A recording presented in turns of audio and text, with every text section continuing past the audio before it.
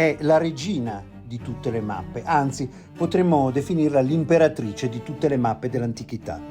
L'apertura al pubblico del Parco Archeologico del Celio è una delle migliori notizie che possono arrivare all'orecchio degli appassionati di archeologia romana e non solo. Si tratta innanzitutto di un luogo straordinario, importantissimo per la storia dell'urbe. È la parte nord del colle, orientata verso il Colosseo, in un'area, manco a dirlo, ricca di strutture archeologiche come per esempio le fondazioni del Tempio del Divo Claudio.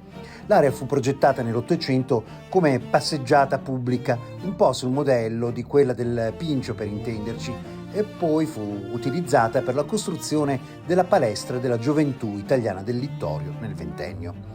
Il giardino ora raccoglie frammenti importanti che raccontano delle tecniche costruttive di Roma antica, vero tesoro per gli studiosi, ma è il museo della forma urbis, il vero caveau di questo tesoro. Finalmente, dopo 75 anni, e addirittura dopo un secolo per la maggior parte dei frammenti, torna visibile al pubblico l'eccezionale pianta su marmo della Roma imperiale, realizzata tra il 203 e il 211 d.C. Quello che ne rimane sono centinaia di frammenti, di cui solo circa 200 identificati, il 10% della superficie totale originaria, che era di 18 metri per 14.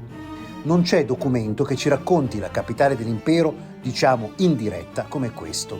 La pianta, enorme, era molto particolareggiata e raccontava Roma edificio per edificio con estrema precisione. La manna per archeologi, storici e visitatori.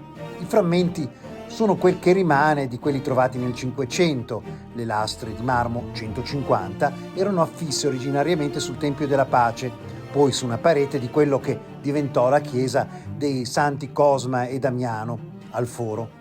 Poi, come sempre, disperse, vendute e rubate nei secoli, e talvolta con frammenti ancora da trovare fortunatamente.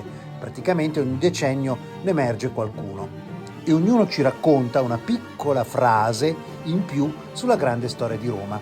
Andarla a vedere al Celio, esposta in modo intelligente sulla riproduzione della mappa settecentesca del Nolli, è un'esperienza straordinaria.